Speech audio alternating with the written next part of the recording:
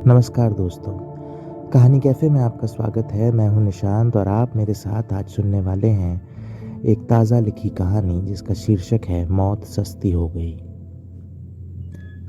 ICU के उस bed पर माला को लेटे-लेटे 3 दिन हो चुके थे। वार्ड में लगातार बजते बज़र और बीप्स से उसका दिमाग सुन्न सा हो चुका था। बीच-बीच में कोई नर्स आकर उसके शरीर में लगी 2-4 नलियों को हिला-डुला देती या ड्रिप बदलने के लिए कुछ करती तो वो चौंक कर उन्हें एक नज़र देख लेती। उसका आँख खोल उन्हें देखना नर्सों के लिए भी एक सिग्नल सा होता और आईसीयू वार्ड में माला का डॉक्टर अगर अपडेट लेता तो वो बता देती कि मरीज़ स्टेबल है। माला का बिल्कुल मन नहीं होता था आँख खोलने का, लेकिन जब नर्स आकर हिला देती तो उसकी आँख खुल ही जाती। मगर कैथेटर बदलवाने या डायपर बदलवाने वक्त वो आँख नहीं खोलती। जानती थी कि आँख खोलने में शर्मिंदगी होगी और एक बार आँख खोलकर तो सिग्नल दे ही चुकी है अपने स्टेबल होने का। मन तो होता था उसका कि आँख ना खोले और बस पड़ी रहे, क्योंकि उसी बहाने डॉक्टर शायद समय निकाल ले। लेकिन फिर उसे लगता, खींच लो जितना खींच सको। पिछले हफ्ते दरअसल उसकी कीमोथेरेपी होनी थी। शरीर में दर्द बहुत हो रहा था, लेकिन दर्द देने वाली कीमोथेरेपी भी ज़रूरी थी। बड़ी मुश्किल से तो डॉक्टर से बात हो पाई। कोविड ड्यूटी में सब व्यस्त और त्रस्त थे। जब माधव ने माला की हालत बताई तो डॉक्टर ने कहा, देखिए फ़िलहाल तो हम सब कोविड ड्यूटीज़ में व्यस्त हैं और उसके बाद आइसोलेट रहना होता है। ऐसे में इनकी कीमोथेरेपी अभी नहीं कर सकते और अगर स्टेबल हैं तो घर पर ही रखिए इन्हें। दर्द के लिए मैं मॉर्फिन का इंजेक्शन लिख देता हूँ, आप लगवा लीजिएगा। हॉस्पिटल में तो वैसे भी आजकल इन्हें कोविड इन्फेक्शन होने के चांसेस ज़्यादा हैं। डॉक्टर के आगे माधव ये सुनकर कहता भी तो क्या, लेकिन दर्द से बेचैन माला को जब ये पता चला तो वो खींचते हुए बोली, यहाँ कैंसर हो रखा है और वो कोरोना से बचने की नसीहत दे रहा है। क्या कोई और डॉक्टर नहीं है कीमो के लिए? ऑन्कोलॉजी के एचओडी से बात करती हूँ मैं। अपने बिस्तर के बगल में रखी साइड टेबल से माला ने अपना फ़ोन उठाया और नंबर ढूंढने लगी एचओडी का। दरअसल काफ़ी जिंदा दिल और खुशमिजाज शख्सियत थी माला की। बहुत बड़ा नेटवर्क था उसका रियल और वर्चुअल दुनिया में। 3 साल पहले जब कैंसर की डायग्नोसिस हुई और डॉक्टर ने बताया कि लास्ट स्टेज का केस है, तो पहले तो माला, माधव और उनके दोनों बेटे टूट से गए। लेकिन फिर माला ने अपने अंदर एक करिश्माई ऊर्जा को शायद जगा लिया। जहाँ डॉक्टरों का कहना था माला 1.5 साल तक ही दुनिया को भोग पाएगी, वहीं माला ने अपने जीने की इच्छा या उस पॉजिटिविटी के चलते उस डेडलाइन को भी पीछे छोड़ दिया। जहाँ आम इंसान लाइफ इंश्योरेंस की बात करने से इसलिए कतराते हैं क्योंकि उसमें कहीं ना कहीं मृत्यु की संभावना की बात होती है, वहीं माला तो मृत्यु को स्वीकार चुकी थी। अपने बच्चों को एक बार हौसला देते हुए बोली, अरे पगल लड़कों, ये बताओ प्रॉब्लम को सॉल्व करने के लिए प्रॉब्लम को एक्सेप्ट करोगे कि नहीं? बेटा मरना तो सभी को है, मैं भी मरूंगी। बस मेरे केस में फ़र्क इतना है कि मुझे अपने मरने की वजह मालूम है। और उससे कोई हौसला देते हुए बात करे या मायूस हो जाए तो बड़ा चिढ़ती थी। जैसे उस दिन जब उसकी भाभी आई तो उसे उस हाल में देख उनकी आंखें भर आई। दरअसल हमेशा अच्छे से रहने और दिखने वाली माला, जिसके चेहरा हमेशा दमकता रहता था, उस रोज़ भाभी को अपने बीते हुए दिनों की बस एक परछाई भर लग रही थी। कीमोथेरेपी ने माला के सर के बाल ले लिए थे, वजन घट चुका था और इतनी दुबली हो चुकी थी कि किसी कंकाल सी लगती थी। शरीर में दर्द की वजह से नहाना, धोना, कपड़े बदलना, टॉयलेट जाना सब मुश्किल हो चुका था। इसलिए सलवार सूट या साड़ी की जगह उसने नाइट गाउन पहनना शुरू कर लिया था। चाहती तो दुपट्टे से अपना सर ढक सकती थी, लेकिन उसने वो भी नहीं किया। सारा लावण्य जा चुका था। लेकिन हाँ, उसके चेहरे पर दमक की कमी उसकी मुस्कुराहट पूरी कर रही थी।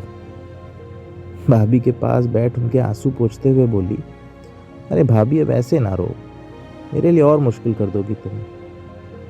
भाभी ने मुस्कुराकर रुमाल से आंसू पोंछे और तब माला ने उनसे कहा, अच्छा मेरी शादी की 25वीं सालगिरह है अगले साल। अगर मैं बच गई तब तक तो तुम मेरे लिए एक बढ़िया सा विग ले आना, मैं उस दिन पहन लूंगी उसे। भाभी इस बार अपने आंसू रोक नहीं पाई और फपक कर रोने लगी। उन्हें संभालते हुए माला ने कहा, अरे क्या भाभी आप भी, यहाँ मैं आनंद के राजेश खन्ना के स्टाइल में जाना चाहती हूँ और आप लगता है सारी प्लानिंग चौपट कर देंगी। हाँ, माला वाकई इतनी मजबूत थी और उसकी इस मजबूती से सब घबराते भी थे।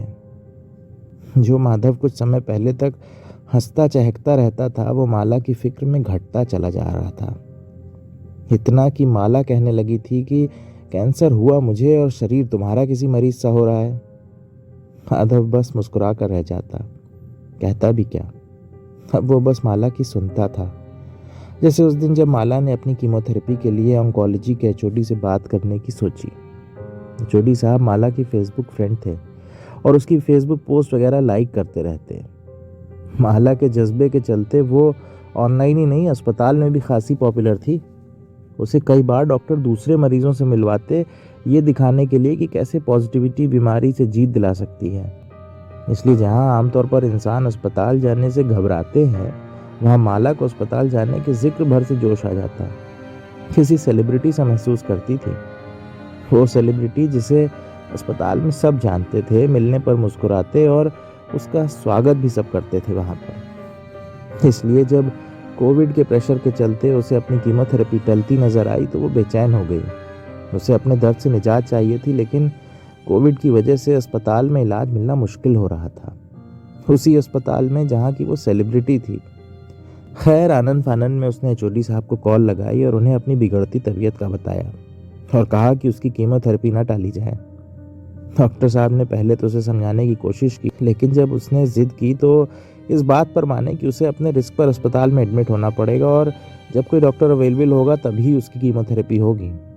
और अस्पताल में भी उसे अकेले रहना होगा, क्योंकि कोविड के दौर में किसी अटेंडेंट को अस्पताल में रखने की इजाज़त नहीं। माला फौरन मान गई। माधव को ये सही नहीं लगा तो माला ने उसे समझाते हुए कहा, अरे वहाँ नर्सिंग स्टाफ तो है ही, तुम फिक्र ना करो, 2 दिन चैन से रहो तुम तीनों, मैं आती हूँ फिर कीमो करा के, मुझे छोड़ दो तुम वहाँ पर और बस फिर लेने आ जाना। माधव ने भारी मन से उसकी बात मान ली और उसे अस्पताल ले गया, लेकिन इस बार अंदर नहीं जा सका। माला अकेली ही सीधे एडमिट होने चली गई। प्राइवेट रूम में जाना चाह रही थी, लेकिन मना कर दिया गया। ऑन ड्यूटी नर्स ने कहा, आजकल पेशेंट बड़े कम हैं, सब वार्ड में ही हैं, डॉक्टर भी फ्री नहीं, इसलिए अलग से उस तरफ प्राइवेट रूम में मरीज देखने नहीं जाना चाहते। डॉक्टर ने बोला है कि सभी को यहाँ रखें, अभी बस 3 लोग हैं वार्ड में, 7 बेड खाली हैं, आपको भी यहीं आना होगा। माला खींचते हुए मान गई। उसके पास कोई चॉइस भी नहीं थी। कुछ कागजी कार्रवाई के बाद अपने बेड पर लेट गई। पीपी किट में 2 नर्सें दिखीं तो उनसे बोला कि कोई उसे दवाई दे दें दर्द की। नर्सों ने साफ बेरुखी से कह दिया, अगर कोई डॉक्टर राउंड पर आया तो उनसे पूछ कर देंगे। माला हैरान होकर बोली, अगर? अरे सिस्टर, मैं कैंसर पेशेंट हूँ, मेरी कीमोथेरेपी होनी है, दर्द से बुरा हाल है और आप कह रही हैं अगर डॉक्टर आया तो पूछ कर देंगी। अब खींचते हुए नर्स ने कहा, आप कैंसर पेशेंट हैं इसीलिए पूछ कर देंगे, और ये जनरल वार्ड है, डॉक्टर राउंड के समय ही आएंगे। माला ने फिर झल्लाते हुए कहा, अरे मैं बता रही हूँ ना दवा आपको, आप यूटीडाइन दीजिए मुझे। हाँ, माला को अस्पताल जाते जाते डॉक्टरी की भी नॉलेज हो चुकी थी। पिछले साल उसे बार बार उल्टी आने और गफलत होने पर अस्पताल में भर्ती किया गया। 2-3 दिन में जब उसे डिस्चार्ज किया जा रहा था तब माधव ने डॉक्टर से पूछा कि उसे हुआ क्या था, तो डॉक्टर ने बताया, इन्हें दरअसल डायरिया और उल्टी की वजह से हाइपोनेट्रीमिया हो गया था और फिर ऑल्टर्ड सेंसोरियम। अब ठीक है, इनका घर पर भी फ्लूइड और डाइट मैनेजमेंट करना होगा आपको। ये सुन माधव कंफ्यूज हो गया। तब माला हंसते हुए बोली, अरे डॉक्टर साहब बता रहे हैं कि उल्टी दस्त की वजह से मेरे शरीर में नमक कम हो गया था, उसकी वजह से गफलत हुई, अब ठीक हूँ और घर पर खाने पीने का ख्याल रखने को कह रहे हैं। डॉक्टर माला की बात सुन हैरत से उसे देखते रह गए, लेकिन फिर मुस्कुरा कर उसके डिस्चार्ज सर्टिफिकेट पर साइन किया और उसे वहाँ से विदा किया। खैर, अस्पताल ने माला कुछ देर में दर्द से तड़पने लगी। नर्सों को जब उसकी हालत गड़बड़ लगी तो बड़ी मुश्किल से एक डॉक्टर को तलाशा जो नॉन कोविड मरीजों के लिए अवेलेबल था। वो ऑन्कोलॉजिस्ट नहीं था, ऑर्थोपेडिक्स का सीनियर रेजिडेंट था। उसने ऑन्कोलॉजिस्ट के आने तक माला को मैनेज करने के लिए कुछ दवाएं देने को कहा। माला जैसे क्रिटिकल केस में वो ज़्यादा कुछ कर भी नहीं सकता था। उसी बीच किसी कॉम्प्लिकेशन के चलते शाम तक माला अचानक बेहोश हो गई। उसे आनंद फानंद में आईसीयू में भर्ती किया गया। वहाँ एक इंटेंसिविस्ट था जो माला को स्टेबल करने में कामयाब रहा।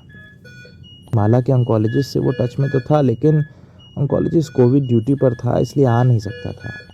रोस्टर पर दूसरा ऑन्कोलॉजिस्ट कोविड ड्यूटी के बाद आइसोलेशन में था और 1-2 दिन बाद ज्वाइन करने वाला था।